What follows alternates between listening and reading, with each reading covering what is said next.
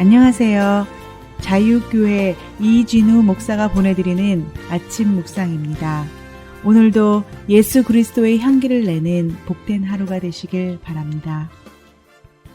1월 6일 화요일 아침 묵상입니다. 오늘은 시냇가에 심은 나무처럼 이라는 제목으로 시편 1편 3절의 말씀 묵상합니다. 그는 시냇가에 심은 나무가 철을 따라 열매를 맺으며 그 잎사귀가 마르지 아니함 같으니 하는 일마다 잘 될 것이다. 새로운 아침을 시작하게 하신 하나님의 은혜에 감사하며 오늘 하루도 하나님의 거룩한 자녀로서 복 있는 사람으로 살아가시길 축복합니다. 어제 묵상에서 우리는 복 있는 사람은 하나님의 말씀을 즐거워하고 묵상하는 사람이라는 것을 살펴보았습니다. 오늘은 시편 1편 3절의 말씀을 통해 하나님의 말씀을 끊임없이 묵상하는 복 있는 사람에게 나타나는 삶의 모습은 어떠한지에 대해 살펴보겠습니다. 시편 저자는 복 있는 사람의 삶을 가리켜 시냇가에 심은 나무와 같다고 비유합니다. 시편 저자의 비유를 제대로 이해하려면 이 시편을 기록한 저자가 살던 이스라엘 지역의 기후를 이해해야 합니다. 이스라엘은 건기가 되면 6개월 동안 비가 한 방울도 오지 않는 메마른 사막 땅입니다. 뜨거운 태양만 내리쬐을 뿐 단 한 방울의 비도 내리지 않는 이스라엘 지역의 건기는 나무에게는 죽음과도 같은 고통스러운 시간이며 모든 식물이 타들어가는 시기입니다. 그런데 이런 메마른 건기에도 유독 푸른 잎을 자랑하고 열매를 맺는 나무가 있습니다. 그것은 바로 시냇가에 심긴 나무입니다. 이 나무가 생명력을 유지하는 비결은 나무 자체의 능력이 탁월해서가 아닙니다. 마르지 않는 물을 공급해주는 시냇가에 나무가 뿌리를 내리고 있기 때문입니다. 시편 저자는 하나님 말씀을 주야로 묵상하는 사람을 시냇가에 심은 나무와 같다고 비유한 것입니다. 시편 저자는 하나님 말씀에 뿌리를 내린 사람에게는 두 가지 특징이 나타난다고 합니다. 첫째는 잎사귀가 마르지 않는 것이고 둘째는 철을 따라 열매를 맺는 것입니다.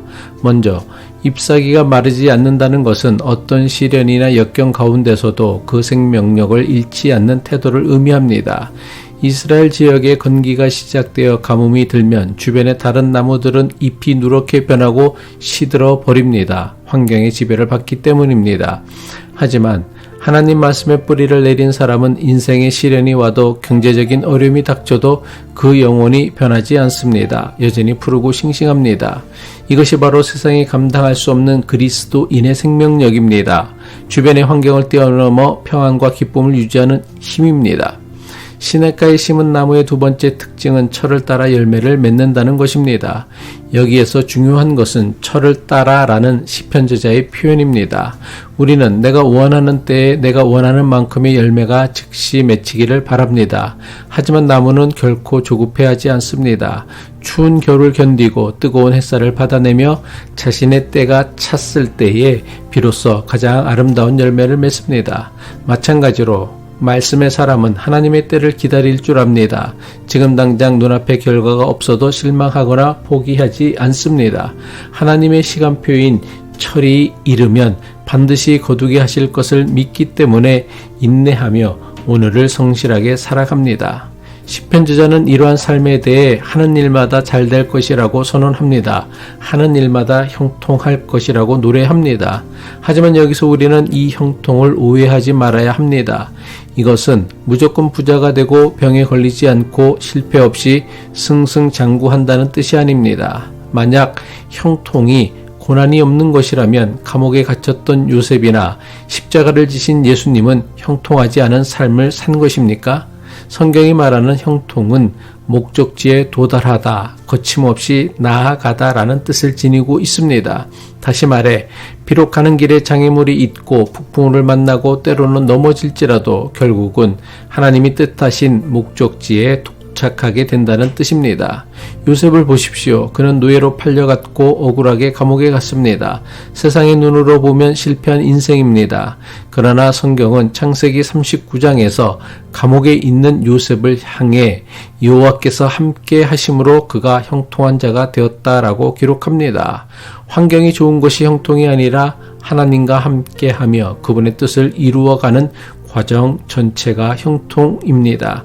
그러므로 하는 일마다 잘 된다라는 성경의 약속은 내가 욕심내는 모든 일이 다 이루어진다는 성공의 약속이 아닙니다. 내가 손대고 헌신하는 일들이 비록 더딜지라도 하나님 안에서 헛되지 않고 반드시 의미 있는 결실을 맺을 수 있다는 승리의 약속입니다. 2026년 새해 우리는 어디에 뿌리를 내려야 할까요? 금방 말라버릴 세상의 유행이나 사람들의 평판 혹은 불확실한 재물에 뿌리를 내리면 가뭄이 올 때 함께 말라버립니다. 하지만 변하지 않는 영원한 시냇물인 하나님의 말씀에 뿌리를 내리면 시련의 바람이 불어도 우리의 영혼은 시들지 않을 것입니다. 또한 조급해하지 않고 하나님의 때를 기다리면 하나님께서 가장 좋은 때에 여러분의 삶에 가장 풍성한 열매를 맺게 하실 것입니다. 올 한 해 우리의 삶이 내 뜻대로 풀리는 것이 아니라 하나님의 뜻대로 완성되어 가는 참된 형통의 복을 누리시기를 축복합니다. 기도하겠습니다. 생명의 근원이 되시는 하나님 아버지, 메마른 광야와 같은 세상에서 우리를 말씀의 시냇가로 인도해 주시니 감사합니다. 올 한 해 탐욕을 쫓아 이리저리 흔들리는 뿌리 없는 삶이 아니라 오직 주의 말씀에 깊이 뿌리 내리는 삶이 되게 하옵소서. 그리하여 시련 속에서도 믿음의 잎사귀가 마르지 않게 하시고 조급함 대신 인내함으로 하나님의 때에 가장 아름다운 열매를 맺게 하옵소서. 내 뜻이 이루어지는 성공보다 하나님의 뜻이 내 삶을 통해 이루어지는 참된 형통을 누리게 하옵소서. 예수 그리스도의 이름으로 기도합니다.